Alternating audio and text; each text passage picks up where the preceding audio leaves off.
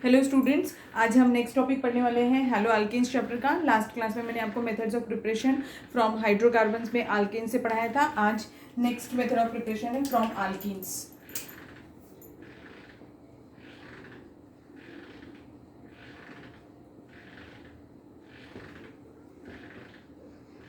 Alkenes क्या होते हैं आपको पता है, जिनका जनरल फॉर्मूला CnH2n होता है, उन्हें हम अल्कीन्स बुलाते हैं। इसमें डबल बॉन्ड प्रेजेंट होता है। सबसे simplest alkyne CH2 double bond CH2, ये सिंपलेस्ट अल्कीन है। अब अगर अल्कीन को मुझे हेलो अल्कीन में कन्वर्ट करना है, यानी क्या CH3 CH2 Cl में कन्वर्ट करना है, तो देखो ये अल्कीन है, इसका कन्वर्जन काय में कर दिया मैंने, हेलो अल्कीन में। तो अगर इसे इसमें कन्वर्ट करना है तो मुझे क्या ऐड करना पड़ेगा। देखिए ये CH2 का CH3 हो गया, मीन्स एक H ऐड किया होगा, और ये CH2 में Cl ऐड किया है, इसीलिए यहाँ पर Cl ऐड किया होगा। मीन्स यहाँ पर हम क्या ऐड करने वाले हैं, कोई भी हैलो एसिड हम ऐड कर सकते हैं। हैलो एसिड्स क्या होते हैं, HF, HCl, HBr और HI को हम हैलो एसिड्स बुलाते हैं। ठीक है, तो हैलो एसिड्स का एडिशन करना है, तो HF, HCl, HBr और HI, ये हैलो एसिड्स में से हम कोई भी हैलो एसिड ऐड कर सकते हैं। तो अभी हैलो एसिड्स की भी ऑर्डर ऑफ रिएक्टिविटी हमें पता होनी चाहिए, जैसे हमने हैलोजेंस की थी। अब हैलो एसिड्स कैसे मॉलिक्यूल्स हैं, ये हेटेरो मॉलिक्यूल्स हैं। अगर ये हेटेरो मॉलिक्यूल्स हैं तो हेटेरो मॉलिक्यूल्स क्यों हैं, ये समझ में आता है ना आपको। तो हेटेरो मॉलिक्यूल्स क्यों है, क्योंकि दो डिफरेंट एटम्स है इसीलिए। और मैंने हैलोजेंस को क्या बुलाया था, होमो मॉलिक्यूल्स बुलाया था। जैसे एग्जांपल Br2, ये क्या है, होमो मॉलिक्यूल है। क्यों, क्योंकि इसमें दोनों एटम्स जिससे ये बना हुआ है वो सेम है, दोनों Br से बना हुआ है। ये हेटेरो मॉलिक्यूल है। अब हेटेरो मॉलिक्यूल्स की जो रिएक्टिविटी होती है वो किस पर डिपेंड करती है, बॉन्ड लेंथ पे डिपेंड करती है। जितनी ज्यादा बॉन्ड की लेंथ होगी उसकी रिएक्टिविटी उतनी ज्यादा होगी। तो अभी HF, HCl, HBr और HI में किसकी बॉन्ड की लेंथ सबसे ज्यादा होगी, जिसके एटम का साइज सबसे ज्यादा होगा उसकी बॉन्ड की लेंथ भी सबसे ज्यादा होगी। तो आपको पता है when we move from top to bottom in any group, atomic size क्या होता है, इंक्रीज होता है। तो अगर इसमें एटॉमिक साइज इंक्रीज होगा तो I का सबसे ज्यादा होगा, तो सबसे ज्यादा रिएक्टिव कौन होगा, HI होगा। So order of reactivity of hello acids क्या रहने वाली है, HI सबसे ज्यादा रिएक्टिव और HF सबसे लीस्ट। ठीक, अब हम इसका एडिशन देखेंगे कि होता कैसे है, हैलो एसिड्स कैसे ऐड होते हैं अल्कीन्स में। अब देखेंगे कि हैलो एसिड ऐड कैसे होते हैं। तो हैलो एसिड ऐड करने के लिए ये जो अल्कीन होते हैं, ये अल्कीन्स में एडिशन कैसे होता है। अब यहाँ इस केस में कोई प्रॉब्लम ही नहीं है, क्योंकि H यहाँ पर भी लगा सकते हैं, H यहाँ भी लगा सकते हैं, और वो स्पीशीज दोनों ही केस में वो 1-क्लोरोइथेन ही बनने वाला है। तो अल्कीन्स जो होते हैं वो टू टाइप्स के होते हैं, एक होते हैं सिमेट्रिकल अल्कीन्स और दूसरे होते हैं अनसिमेट्रिकल अल्कीन्स। पहले तो हमें ये समझना होगा कि सिमेट्रिकल अल्कीन्स क्या होते हैं और अनसिमेट्रिकल अल्कीन क्या होते हैं, उसके बाद में हम मैकेनिज्म पार्ट पर जाएंगे। तो सिमेट्रिकल अल्कीन्स यानी क्या, ऐसे अल्कीन्स जिसमें डबल बॉन्डेड कार्बन के पास में same number of hydrogen atoms होते हैं, उन्हें हम क्या बुलाते हैं, सिमेट्रिकल अल्कीन बुलाते हैं। अगर सपोज करिए कि डबल बॉन्डेड कार्बन एटम के पास में डिफरेंट नंबर ऑफ हाइड्रोजन है, ये हमारा डबल बॉन्डेड कार्बन है, इस कार्बन के पास में 2 हाइड्रोजन है और इस कार्बन के पास 1 हाइड्रोजन है, तो ये क्या हो गया, अनसिमेट्रिकल अल्कीन हो गया। समझा मेरा पॉइंट, मैं क्या बताना चाहती हूँ कि सिमेट्रिकल अल्कीन्स पे क्या होता है, डबल बॉन्डेड कार्बन के पास में same number of hydrogen atoms होते हैं, उन्हें हम सिमेट्रिकल अल्कीन बुलाते हैं। और अनसिमेट्रिकल किसे बुलाते हैं, जब different number of hydrogen atoms होते हैं। ये भी आपने पढ़ा हुआ है। जैसे एग्जाम्पल ले लेती हूँ, अगर किसी ने पूछा कि prop1ene कैसा है, तो prop1ene, ये देखो but2ene कैसा है,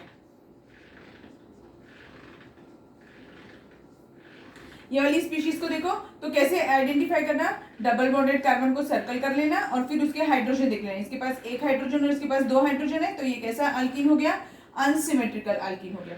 इस वाले में देखो but2ene का स्ट्रक्चर है, ये इसके ऊपर सर्कल बना लो, इस कार्बन के पास कितने हाइड्रोजन है, 1, और इस कार्बन के पास कितने हाइड्रोजन है, 1, इसीलिए ये कैसा हो गया, सिमेट्रिकल हो गया। तो समझ में आ गया आपको सिमेट्रिकल और अनसिमेट्रिकल अल्कीन कैसा होता है। अब हम इसका एडिशन ऑफ हैलो एसिड पढ़ेंगे इन अल्कीन्स के ऊपर।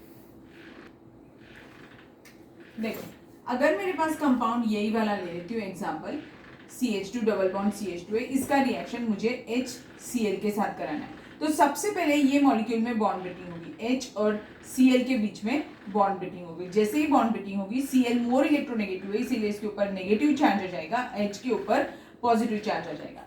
अब ये H पॉजिटिव और Cl नेगेटिव में से एक या इधर इस कार्बन पे अटैचमेंट हो सकता है या फिर इस कार्बन पे अटैचमेंट हो सकता है, दोनों में से कहीं पर भी अटैचमेंट हो सकता है। अगर सपोज करिए कि वो यहाँ अटैच हुआ तो कैसे दिखेगा, CH2 इसके ऊपर प्लस चार्ज आ जाएगा और ये CH3 बन जाएगा। अगर वो यहाँ अटैच हुआ तो कैसे दिखेगा, CH3 और यहाँ पर CH2 के ऊपर प्लस चार्ज आ जाएगा और उसके बाद में ये Cl अटैक करेगा इनके ऊपर। ठीक है, तो अब जब Cl अटैक करेगा तो कैसा स्पीशीज दिखने लगेगा, ये CH2 यहाँ पे Cl रहेगा, ये CH3 ग्रुप प्लस यहाँ पर CH3 और ये CH2Cl। ऐसा देखो, अगर आप इसका नाम लिखेंगे तो आपको समझ में आएगा, ये 1 क्लोरोइथेन है और ये भी 1 क्लोरोइथेन है। मीन्स सिमेट्रिकल अल्कीन में आप जब कभी कोई हैलो एसिड ऐड करेंगे तो H कहीं पर भी जाए, फर्स्ट वाले कार्बन के पास जाए या सेकेंड वाले कार्बन के पास जाए, डबल बॉन्डेड के अक्रॉस कोई चेंज नहीं होगा, सेम कंपाउंड फॉर्म होने वाला है। But in case of unsymmetrical alkyne थोड़ा सा सीन डिफरेंट होगा।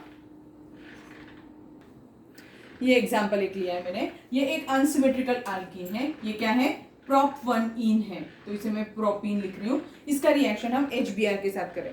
तो अब ये जो रिएक्शन जब भी होता है हैलो एसिड का किसी अनसिमेट्रिकल अल्कीन के साथ में, तो वो हमेशा एक रूल फॉलो करता है, उस रूल का नाम है मार्कोनिकॉफ्स रूल।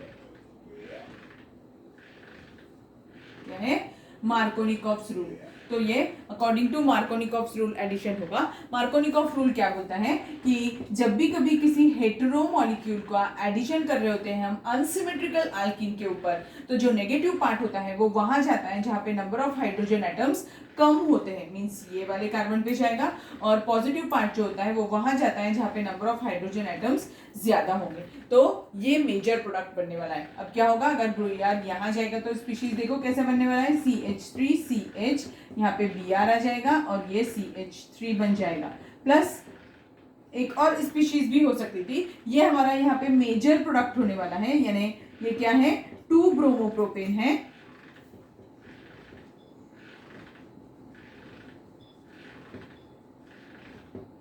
और अगर वाइस वर्सा हुआ रहता तो वो 1 ब्रोमोप्रोपेन बनाता, और 1 ब्रोमोप्रोपेन जो है ये हमारा माइनर प्रोडक्ट है।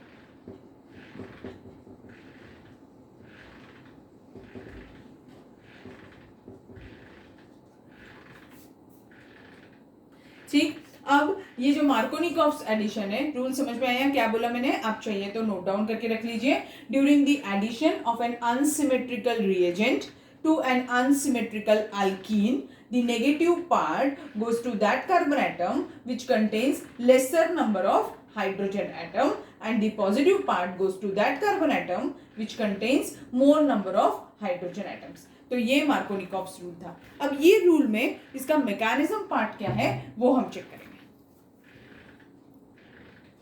अब देखो, ये जो मार्कोनिकॉफ्स रूल होता है ये इलेक्ट्रोफिलिक एडिशन रिएक्शन या इलेक्ट्रोफिलिक एडिशन मैकेनिज्म फॉलो कर रहा होता है। अब आपको पता है इलेक्ट्रोफिलिक, इलेक्ट्रोफाइल क्या होते हैं, है ना, इसको इलेक्ट्रोफिलिक एडिशन रिएक्शन भी बुलाते हैं, मैकेनिज्म की जगह हम रिएक्शन भी लिख सकते हैं।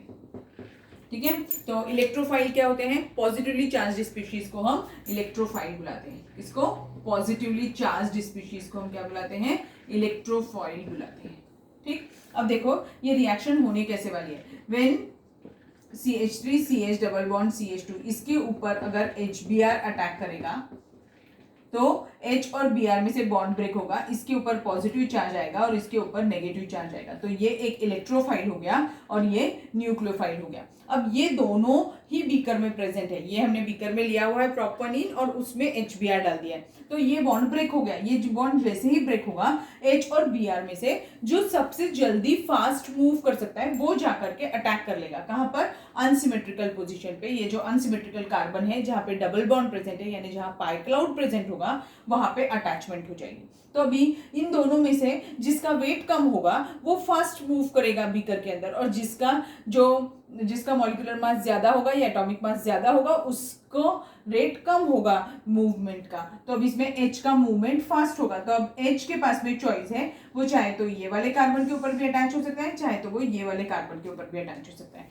तो अब देखो कैसा होगा, ये जैसे ही इसके ऊपर अटैच करेगा तो ये क्या बना देगा, CH3CH, इसके ऊपर पॉजिटिव चार्ज आ जाएगा और यहाँ पर CH3 बन जाएगा प्लस, और ये वाला CH3 CH2 और ये CH2 और इसके ऊपर पॉजिटिव चार्ज हो जाएगा।